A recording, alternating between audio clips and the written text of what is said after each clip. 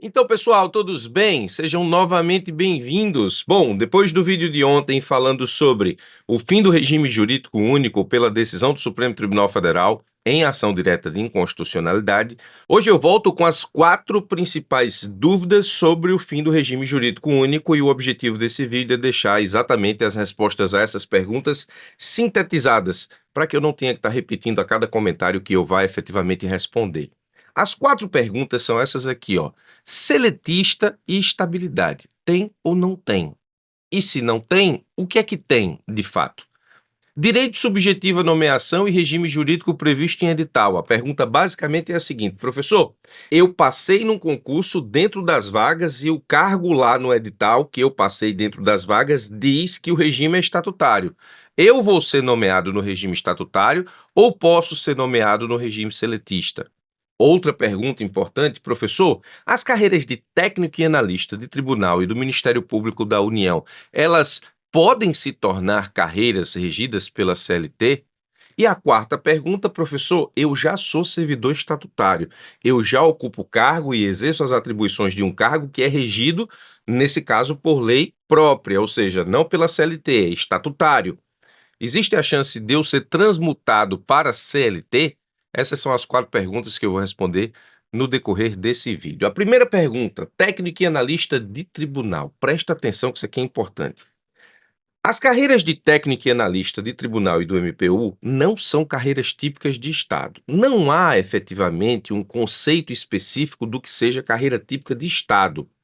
É um conceito um pouco aberto, ou seja, no final das contas, vai ser carreira típica de Estado o que o Supremo disser que é carreira típica de Estado na avaliação que ele efetivamente vai ter a partir de agora e principalmente da sua decisão de extinção do regime jurídico único. Algumas carreiras a gente, nesse caso, pode assegurar que são típicas de Estado. Procuradores, defensores, juízes. Juízes são membros de poder, mas exercem carreira típica de Estado. Cuidado para não confundir as coisas. Teve um comentário no vídeo anterior que confundiu isso aí. Então, existem carreiras que são típicas de Estado: carreiras de fiscalização, carreiras de controle, carreiras de auditoria, são carreiras típicas de Estado. Agora, existem algumas carreiras que, embora não estejam, nesse caso, dentro do conceito aberto de típicas de Estado, a gente efetivamente precisa analisar o caso a caso e, no final das contas, o Supremo é quem vai dizer quem é carreira típica de Estado, quem pode ser seletista e quem não pode ser seletista. Contudo, eu acredito, e aí quem está falando é o professor Birajara, eu acredito, eu já fui técnico judiciário, já assumi um cargo de analista judiciário por alguns dias só, depois eu posso explicar essa história um pouco melhor, mas já fui técnico, já fui analista, e conheço essas carreiras, portanto já exerci as atribuições dessas carreiras, e a minha visão atual é que o Poder Judiciário não vai mandar para o Legislativo um projeto de lei transformando essas carreiras, técnico e analista, em carreiras seletistas.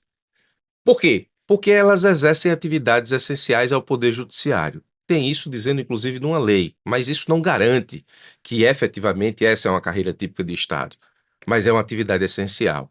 Esses servidores, eles praticam atos ordinatórios, ou seja, eles praticam atos judiciais sob a ordem do juiz. Atos ordinatórios. Esses servidores têm acesso a processos que tramitam em segredo de justiça. Esses servidores, quando manuseiam processos físicos ou eletrônicos, eles podem ter acesso a informações protegidas por sigilo. Por exemplo, se tem a declaração do imposto de renda de de uma determinada pessoa, de uma determinada parte do processo, no processo, no momento que o servidor manuseia esse processo, ele tem acesso a isso. E esses servidores também realizam atos importantíssimos e seríssimos, como atos de bloqueio de valores e atos de constrição de bens, como são os atos dos oficiais de justiça, sempre a partir de uma determinação judicial, mas a prática do ato é do servidor.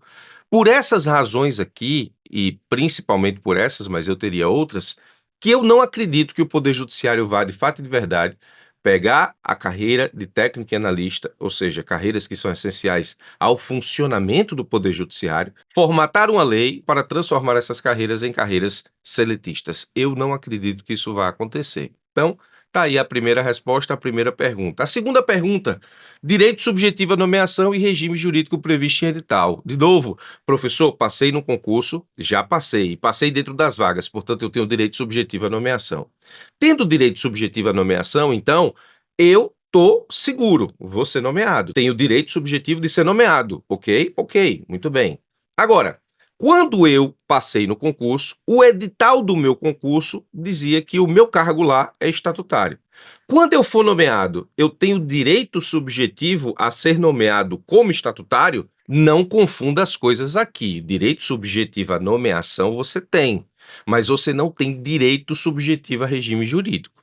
No momento em que você for nomeado, mesmo que o edital faça a previsão de que o cargo que você passou é um cargo regido por lei própria, portanto, nesse caso é estatutário, não seletista, se esse cargo mudar entre a sua prova e a sua nomeação, você vai ser nomeado no regime seletista. Você não tem direito subjetivo a regime jurídico. Ninguém tem direito subjetivo a regime jurídico.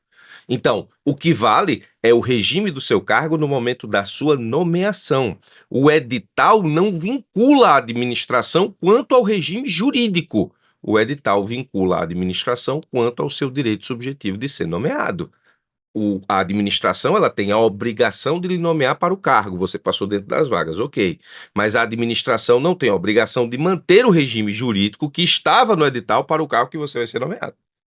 Cuidado com isso, essa foi uma pergunta muito interessante que me foi feita a partir do vídeo sobre o fim do regime jurídico único. Então, existe direito subjetivo à nomeação.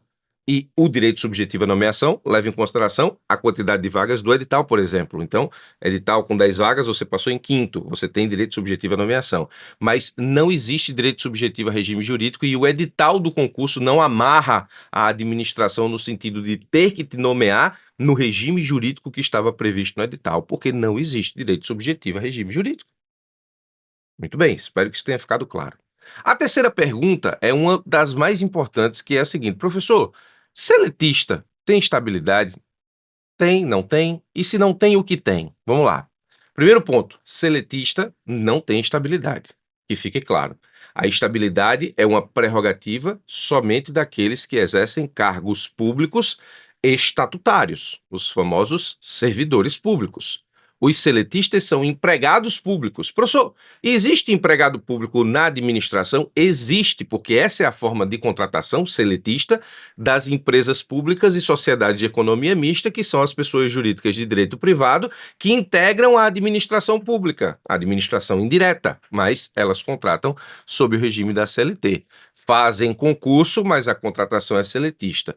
Esse pessoal tem estabilidade? Não. Então, nesse caso, no momento em que a administração direta vai contratar pela forma da CLT, agora com a extinção do regime jurídico único, esse pessoal também não vai ter estabilidade. O seletista não tem estabilidade. O que o seletista tem é, a partir de uma decisão do Supremo Tribunal Federal no tema 1022, o direito de que a sua demissão seja motivada. Isso não é estabilidade, ok? Isso não é estabilidade. Por quê? No regime seletista puro, que digo puro nesse caso é aquele regime seletista aplicado pelas empresas privadas, você pode ser demitido por justa causa ou sem justa causa. Se você for demitido por justa causa, você precisa ter os motivos da justa causa da sua demissão, porque aí você pode, nesse caso, até reverter isso na Justiça do Trabalho, se o motivo da justa causa não for adequado à realidade dos fatos. Mas você pode ser demitido sem justa causa, e a demissão sem justa causa não precisa de motivação, ou seja, o empregador chega para o empregado e simplesmente o demite, garantindo a esse empregado todas as verbas rescisórias da relação laboral. Ok. No que diz respeito às empresas públicas e sociedades de economia mista, o que o tema 1022 do Supremo Tribunal Federal assegura é que qualquer que seja a dispensa do empregado público, essa dispensa precisa ser motivada. Isso não é estabilidade. A redação da tese no tema 1022 ficou assim: as empresas públicas e a sociedade de economia mista, e aqui está, nesse caso, sendo restrito, porque até então, na redação desse tema, o regime jurídico único valia, então não havia a possibilidade de termos empregados públicos na administração direta, então ele está falando aqui só de empresas públicas e sociedade de economia mista, sejam elas prestadoras de serviço público ou exploradoras de atividade econômica, ainda que em regime concorrencial, têm o dever jurídico de motivar em ato formal a demissão de seus empregados concursados, não se exigindo processo administrativo. Tal motivação deve consistir em fundamento razoável, não se exigindo, porém, que se enquadre nas hipóteses de justa causa da legislação trabalhista. Ou seja, é preciso motivar, justificar por que o empregado público está sendo demitido. Isso não é uma garantia de estabilidade. E aí, eu gravei um vídeo à época dessa decisão, colacionando os argumentos do voto vencedor, que foram os argumentos do Barroso. O Alexandre de Moraes foi contra totalmente essa tese, dizendo que não, nesse caso, empregado público pode ser demitido sem justa causa, sem nenhum tipo de motivação. O Barroso foi contrário a esse entendimento e foi vencedor nos argumentos, e os principais argumentos foram esses aqui, ó. O Supremo entende que os empregados públicos não podem ser demitidos sem motivação.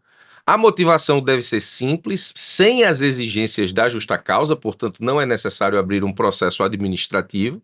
É preciso uma justificativa para a demissão em nome da impessoalidade, essa foi a expressão do Barroso no inteiro teor do seu voto.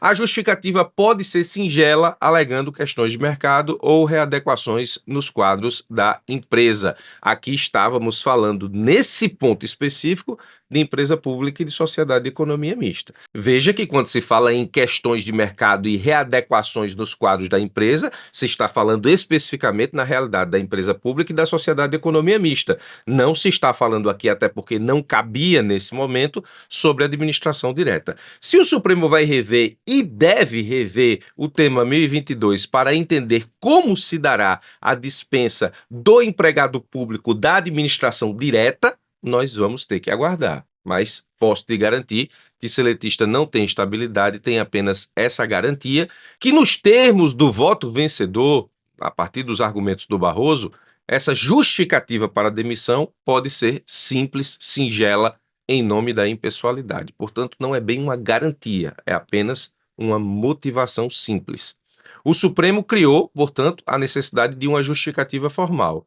Não é igual à motivação do ato administrativo, aqui no regime administrativo, portanto, para os servidores públicos estatutários, a gente tem a aplicação da teoria dos motivos determinantes. Se um servidor, nesse caso, é demitido, o motivo da demissão é da essência da validade do ato de demissão, portanto, a teoria dos motivos determinantes diz que se o motivo não existir, é nulo o ato de demissão, ou se ele não foi exatamente o motivo da demissão, ele anula a demissão, então não é igual à motivação do ato administrativo para os servidores estatutários, regime administrativo, e também não é igual à motivação para a dispensa por justa causa, regime seletista. A justificativa sequer depende de procedimento administrativo. Então não há estabilidade, obviamente, e se existe alguma coisa, existe essa garantia, ou seja, essa justificativa formal para que o seletista dispensado sem justa causa possa, pelo menos, saber por que está sendo dispensado. É só isso que tem. Tema 1022 do Supremo Tribunal Federal. Volto a dizer, se o Supremo vai rever esse tema para a dispensa do seletista da administração direta, e acredito que ele deve rever, é outra coisa, e aí a gente vai ter que esperar. Muito bem. A quarta e última pergunta é: professor, eu sou servidor público estatutário. Existe alguma chance de a administração, nesse caso, transformar o meu cargo em seletista e, ao fazer isso, eu me tornar seletista? São duas coisas em uma aqui. Presta atenção. Você não tem direito adquirido a regime jurídico. Mas o Supremo não permitiu, na decisão que extinguiu o regime jurídico único, a transmutação de regime para servidores atuais. Ou seja, quem é servidor público estatutário, ainda que o seu cargo seja modificado para seletista, essa modificação ela é aplicada para os novos contratados a partir dos concursos feitos depois da modificação. Quem já é servidor público estatutário não será atingido pela modificação do regime do cargo, que deve ser aplicada só para o futuro, ou seja, para novos concursos, para novos empregados.